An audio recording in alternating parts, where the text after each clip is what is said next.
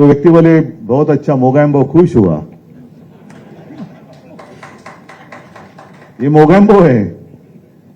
Mister India अगर आप याद करें तो उसमें यही है ना, मोगैम्बो यही चाहता था कि देश में एक दूसरे के साथ लड़ाई हो जाए, लोग आपस में लड़ते रहे और वो लड़ाई में व्यस्त रहेंगे तो मैं राज करूंगा। यही तो है आज के मोगैम्बो, यही तो है।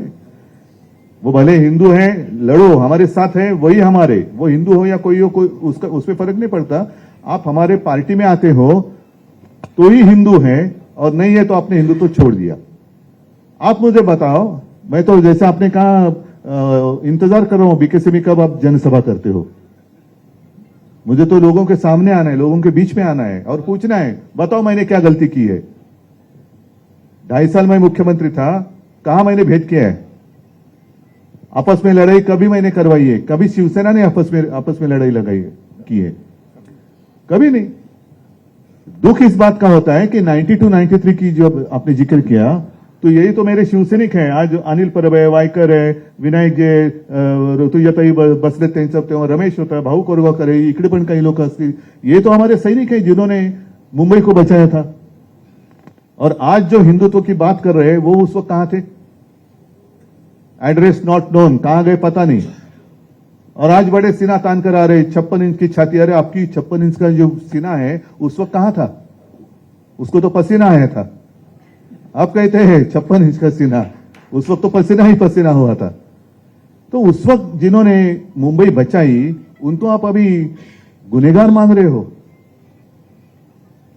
और मैं कांग्रेस के साथ गया, मैं नहीं गया, भाजपा ने मुझे ढकेला है, भाजपा ने मुझे ढकेला। और ये बात मैं दोहराना इसलिए चाहता हूं ताकि गलतफहमी आपके मन में ना रहे। 2014 में मैंने नहीं युति तोड़ी थी, भाजपा ने युति तोड़ी थी। और तब भी मैं हिंदू ही था ना, आज भी हिंदू हूं। उस वक्त आपने युति तोड़ी थी। बाद में जब आपको पता चला, जरूरत पड़ी कि अरे शिवसेना तो साथ में लगेगी, क्योंकि उस वक्त लास्ट मोमेंट चंद्रकांत जी, मतलब चुनाव, वो जो नामांकन पत्र दाखिल करने की डेट रहती है उसके एक दिन पहले उन्होंने युति तोड़ी। बड़ी मुश्किल थी क्योंकि 288 जगह पर मैं कैंडिडेट कहां से लाऊं। तो भी हम लड़े, अकेले लड़े तो 63 आए थे हमें। बीजेपी को ऐसे लगा था कि वो अकेले की जोर पर सत्ता संभालेगी, नहीं संभाल सके, हमारी मदद लेनी पड़ी। उसके बाद अमित शाह घर पे आए थे। और ये तो मैंने जब दसरा की रैली हुई थी अभी की शिवाजी पार्क, तो मैंने मेरी मां और पिताजी की कसम खाकर शपथ लेकर कहा था कि ये बात सच है। उन्होंने मुझे एक वचन दिया था और वो इसलिए मैंने मांग की थी क्योंकि मैंने मेरे पिताजी को यानी बाला साहब को आखिरी दिनों में वचन दिया था कि मैं एक ना एक दिन आपका शिवसैनिक मुख्यमंत्री करके दिखाऊंगा। वो वचन आज भी मेरा कायम है। तो उस वक्त अमित जी ने कहा ठीक है, और बाद में ठीक है के बाद जो कुछ हुआ आप देख रहे हैं। और उस वक्त अगर मैं आज जैसे हमारे कुछ लोग गले में पट्टा बांधकर गए हैं उनके पास, तो ये तो मेरे पिताजी ने कभी सिखाया नहीं किसी की गुलामी करो। मेरे पिताजी ने सिखाया अन्याय के साथ लड़ाई करो। मैं तो लड़ने वाले पिता का लड़ने वाला पुत्र हूं और कभी झूठ बात नहीं करूंगा। मैं झूठी बातें करना मेरे खून में नहीं है। और इसलिए मैंने कहा कि ऐसी बात है तो मैं छोड़ दूंगा। मैं अच्छा हम देंगे, वही आपको मिनिस्ट्री लेनी पड़ेगी क्या? और उस वक्त तो ये कहा गया था कि आप चुनकर आए हो, ध्यान में रखो मोदी जी का चेहरा आपने इस्तेमाल किया है। उस वक्त तो युति थी, गठबंधन था।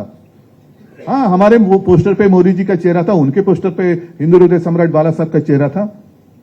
और एक जमाना था ना, कल मैंने कहा कि एक जमाना जरूर था कि मीटिंग में, मोदी जी की मीटिंग में पब्लिक मोदी जी के नकाब मास्क पहनकर आते थे। लेकिन अब दिन बदली हो गए। अब मोदी जी को बाला साहब का नकाब पहनकर महाराष्ट्र में आना पड़ता है। और एक ऐसी गंदी हरकत कर रहे हैं। क्या आपको पसंद है जो भी चल रहा है? आपको पसंद है क्या? ये प्रजातंत्र है? अरे लड़ना है तो मैदान में लड़ो ना। आपको जो कुछ कहना है कहो, हमें जो कुछ कहना है कहेंगे, और जो जनता है वो निर्णय करेगी। वो सबसे ऊपर की अदालत है, बड़ी अदालत है वो जनता। उनको फैसला करने दो, यही तो लोकतंत्र है। लेकिन इनको लोकतंत्र मंजूर नहीं है। सब जो एजेंसीज है वो भेड़ियों की तरह से अपने ऊपर छोड़ते। मैं कुत्ता इसलिए नहीं कहता, कुत्ता मुझे बहुत प्यारा है, कुत्ता ईमानी रहता है, वफादार होता है। भेड़िया का मतलब मानते हो ना, लांडगा, बरोबर ना? जरा हिंदी सीख रहा हूं मैं. लांडग्याला काय म्हणतात, हिंदीत काय म्हणतात बाबा? नाही, लोमडी म्हणजे कोल्हा, सियार म्हणजे पण कोल्हाच येतो, भेडिया म्हणजे पण थोडक्यात लांडगा कळला ना तुम्हाला? हा शब्द काही असू रे, तो लांडगा हा लांडगाच असतो आणि लबाड असतो, लबाडा लांडगा ढोंग करते.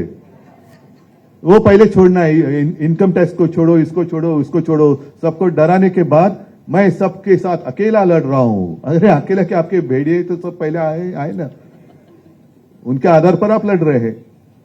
और एक उम्मीद थी, जरूर थी, एक सपना था, जरूर था. देश को एक मजबूत देश बनाना अपना सपना था, वो आज भी है. क्योंकि जिनको हमने एक सपना देखकर वहां बिठाया, वो खुद बलवान हो गए, लेकिन देश कमजोर हो रहा है.